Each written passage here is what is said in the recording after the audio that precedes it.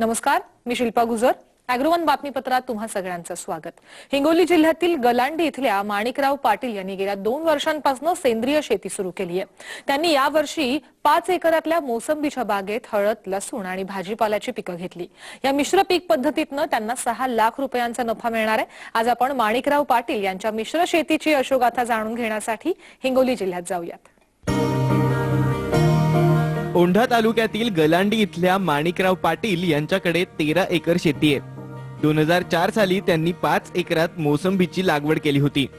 5 एकरात 277 झाडं होती. मात्र सततच्या दुष्काळामुळे 177 झाडं वाळून गेलीत. मोसंबीची झाडं वाळल्यानंतर पाटील यांनी कृषी विभाग आणि रिलायन्स फाउंडेशनच्या अधिकाऱ्यांनी त्यांना मोसंबीच्या बागेत आंतरपीक घेण्याचा सल्ला दिला. सल्ल्यानुसार पाटील यांनी मोसंबीच्या बागेत हळद आणि भाजीपाला पिकाची लागवड केली आहे. एकूण 13 एकर जमीन आहे. त्यापैकी आता सध्या परिस्थितीला मी माझ्या दुसऱ्या शेतात जिथे 5 एकर जमीन आहे त्या ठिकाणी माझ्याकडे 277 झाडे मोसंबीची होती. मागच्या 3 वर्षाच्या दुष्काळामध्ये त्यातली जवळपास 177 झाडं ही पाण्याअभावी वाळून गेली. आता 100 जी झाडे आहेत ती चांगलं उत्पादन त्या ठिकाणी मला या ठिकाणी मिळालेलं आहे. जवळपास 1,68,000ला ते मी विक्री केलेलं आहे. आता जे काही शेतीमध्ये झाडं काढल्या गेल्यामुळं त्या ठिकाणी मी भाजीपाला घेत आहे. त्यामध्ये चोपडा, दोडका, कांदे, कोथिंबीर, हिरवी मिरची, आणखीन पालेभाज्यामध्ये आपला मेथी, पालक अशा प्रकारचं उत्पादन त्यामध्ये घेत आहे. रासायनिक पद्धतीत शेतीचा उत्पादन खर्च वाढत असल्यानं गेल्या 2 वर्षांपासून पाटील सेंद्रिय पद्धतीनं शेती करतायत. त्यांच्याकडे 8 जनावर आहेत. तसंच त्यांच्याकडे गोबर गॅसही आहे. गोबर गॅस मधून निघणारी स्लरी तसंच शेणखताचा वापर शेतात करण्यात येतो. त्याचसोबत पाटील यांनी गावरान कोंबड्याही पाळल्या आहेत. या गावरान कोंबड्यांपासून मिळणारं खतही शेतीत वापरण्यात येतं. तसंच कृषी विभागानं त्यांना काही सेंद्रिय खतही दिली आहेत. तसंच रिलायन्स फाउंडेशनचं मार्गदर्शनही त्यांना मिळतंय. ती आहे ही सर्व सेंद्रिय खतावर अवलंबून आहे. मी जे पहिलं रासायनिक खते वापरत होतो त्याला मी यावेळेस बगल दिलेली आहे. मागील 2 वर्षापासून मी माझ्याकडे बायोगॅसचा टँक आहे. त्यामध्ये माझ्याकडे जनावरे आहेत, 8 जनावरं आहेत.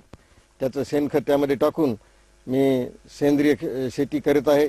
तसेच रिलायन्स फाउंडेशनकडून जे काही मार्गदर्शन मला रेडिओवरून आणि त्यांनी जे माझ्याकडे नंबर्स दिलेले आहेत मोबाईलचे त्यावरून मी वेळोवेळी त्यांचा सल्ला देखील रिलायन्स फाउंडेशनचा मी घेत असतो. त्याप्रमाणे कृषी विभाग देखील आमच्या इथे गोळेगाव या ठिकाणी आहे, त्यांचं सुद्धा मार्गदर्शन घेतो. आतापर्यंत माझे सर्व पिकं हे सगळं सेंद्रिय खतावरच आहेत. गलांडी या छोट्याशा गावामध्ये आम्ही भरपूर कार्यक्रम राबवले. व्हिडिओ कॉन्फरन्स झालं, ऑडिओ कॉन्फरन्स झालं आणि त्याच माध्यमातून हे जे शेतकरी आहे, पाटील शेतकरी, हे आमचं वेळोवेळी मार्गदर्शन घेतात. आणि असं मार्गदर्शन घेत असताना त्यांनी अगदी कमी क्षेत्रामध्ये विविध पिकांचं एक प्रयोग करून बघितलेला आहे, ज्यामध्ये टोमॅटो आहे, दोडका आहे, गहू आहे. आणि हे सगळं करत असताना त्यांनी रिलायन्स फाउंडेशनचा टोल फ्री नंबर आहे, रेडिओ आहे, या सर्वांची मदत घेऊन त्यांनी वेळोवेळी सल्ला हा रिलायन्सचा घेतलेला आहे. आणि या रिलायन्सच्या माध्यमातून त्यांना खूप लाभ झालेला आहे. औंढा तालुक्यात 2 सेंद्रिय शेतीचे गट केले आहेत. एक आहे औंढा आणि दुसरा आहे शिरड शहापूर. औंढा तालुक्यातील 50 शेतकऱ्यांचा हा गट केला जातो. त्यांनी चांगला उत्स्फूर्त प्रतिसाद दिलेला आहे आणि त्याचे अभ्यास दौरे, शेतकरी प्रशिक्षण आम्ही आयोजित करतो. आणि जे सेंद्रिय शेतीच्या निविष्ठ आहेत आम्ही वेळोवेळी पुरवलेले आहेत.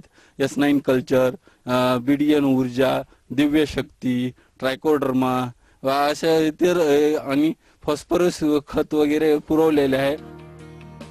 गेल्या वर्षी दुष्काळात मोसंबीची बाग करपल्यानंतर पाटील यांनी वाळलेली झाडं तोडलीत. बागेतील मोकळ्या जागेत त्यांनी सोयाबीन, कांदा, हळद, लसूण, मिरची, मेथी, पालक आणि गव्हाची लागवड केली आहे. मोसंबीच्या 100 झाडांपासून त्यांना 1,68,000 रुपयांचं उत्पन्न मिळालंय. तर उर्वरित मिश्र पिकातून त्यांना सुमारे 6 लाख रुपयांचं उत्पन्न मिळणार आहे. 1 लाख रुपयांचा खर्च वगळता किमान 6 लाख रुपयांचा त्यांना नफा मिळणार आहे. मोसंबीचा बाग होता तो मी 1,68,000 रुपयाला विकला आणि वाळलेल्या झाडाच्या जागी जवळपास माझी 1 एकर हळद आहे, बाकी सर्व भाजीपाला आहे आणि गव्हाचं उत्पन्न देखील ह्या ठिकाणी आहे. सोयाबीन मला जवळपास 40 क्विंटल सोयाबीन झालं, ते 1,20,000 रुपयाचं. कांद्याचं अपेक्षित उत्पन्न मला आहे 40 ते 45,000 रुपये. गव्हापासून मला 50-60,000 रुपये गव्हापासून सुद्धा मिळतील. मोसंबीचे जवळपास 1,68,000ला मी मोसंबी विकलेली आहे. हळदीपासून मला 2 लाखाचं उत्पन्न अपेक्षित आहे आणि भाजीपाल्याचं मिळून जवळपास 2 ते 2.5 लाख रुपये भाजीपाल्याचं उत्पन्न आणि दूध दुभत्याचं माझ्याकडे जी जनावरं आहेत त्यांचं जवळपास अपेक्षित 1.5 लाखापर्यंत मला दूध दुभत्यापासून उत्पन्न मिळते. असं एकूण माझं 7 ते 7.5 लाखापर्यंत अगदी उत्पन्न मला अपेक्षित आहे आणि तेवढं निश्चितच मिळणार. मजुरी वजा जाता मजुरी जवळपास माझी 1 ते 1.25 लाखापर्यंत अंदाजे जाऊन मला 6 लाख रुपये ऐन उत्पादन ह्या वर्षी राहणार आहे. हिंगोली जिल्ह्यात सेंद्रिय शेती मोठ्या प्रमाणात वाढते, मात्र सेंद्रिय शेतमालासाठी वेगळी बाजारपेठ नसल्यानं शेतकऱ्यांना अडचण होते. त्यामुळे सरकारनं सेंद्रिय शेतमालासाठी स्वतंत्र बाजारपेठ उपलब्ध करून द्यावी अशी मागणी पाटील यांनी केली आहे. शासनाकडे एक आमची अशी मागणी आहे की आम्ही सेंद्रिय उत्पादन घेतो, सेंद्रिय खता व्यतिरिक्त रासायनिक खते कुठल्याच प्रकारचे किंवा औषधी वापरत नाहीत, तर ह्या ठिकाणी शासनाने थोडं लक्ष देऊन आमच्यासाठी सेंद्रिय उत्पादनाला काहीतरी वेगळं मार्केट अवेलेबल करून द्यावं, जेणेकरून आम्हाला चांगला भाव मिळेल. नाहीतर रासायनिक खतापासून मिळणारं उत्पादन आणि आम्ही सेंद्रिय खतापासून मिळणारं उत्पादन हे मार्केटला सारख्याच प्रमाणामध्ये विकल्या जातं. त्यामुळं हा सेंद्रिय शेती करणाऱ्याला एक प्रकारचा अन्यायच होतो. म्हणून सेंद्रिय खतासाठी शासनानं वेगळी मार्केट निर्माण करावं. माणिकराव पाटील यांना शेतीच्या कामात त्यांच्या कुटुंबातील सदस्यांचीही मदत मिळते. सेंद्रिय शेतीमुळे उत्पादन खर्चात बचत झाल्यानं घरातील सदस्य समाधानी आहेत. तसंच सेंद्रिय शेतीमुळे आरोग्यही चांगलं राहत असल्याचं त्यांचे कुटुंबीय सांगतात.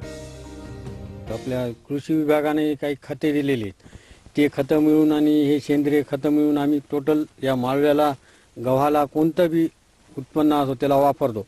त्याच्यामुळे आमचा भरपूर फायदा. आम्ही पहिले रासायनिक खते वापरत होतो, त्याच्यापासून बी फायदा होत होता, पण आता याच्यापासून जरा जास्ती फायदा होते. त्याच्याकडं कोंबड्या बी आहेत, गावरानी कोंबड्या आहेत, त्याचं आम्ही खत जमा करतो आणि या सेंद्रिय खतामध्ये 1 क्विंटल समजा आपलं एका बॅगमध्ये 1 किलो आम्ही ते कोंबड्याचं खत टाकतो. त्याच्यापासून इतका भरपूर उपयोग होतो लगे की पीक असे वाऱ्यावर डोलतात, असं फायदा होतो त्याचा. सेंद्रिय खताचा आम्हाला खूप फायदा आहे त्याचा. आमच्या मुलाबाळांना पण बिमारी नाही, त्याच्यामुळे काही नाही, घरचंच खत आहे आमचं.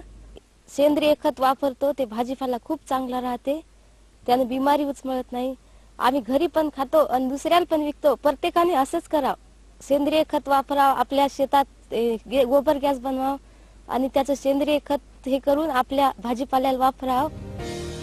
वाढत चाललेल्या उत्पादन खर्चामुळे शेती व्यवसाय संकटात आलाय. हीच गोष्ट लक्षात घेऊन माणिकराव पाटील 2 वर्षांपूर्वीच सेंद्रिय शेतीकडे वळले.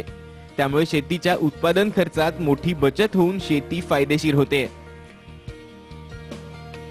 गजानन भोयर, साम टीव्ही, हिंगोली.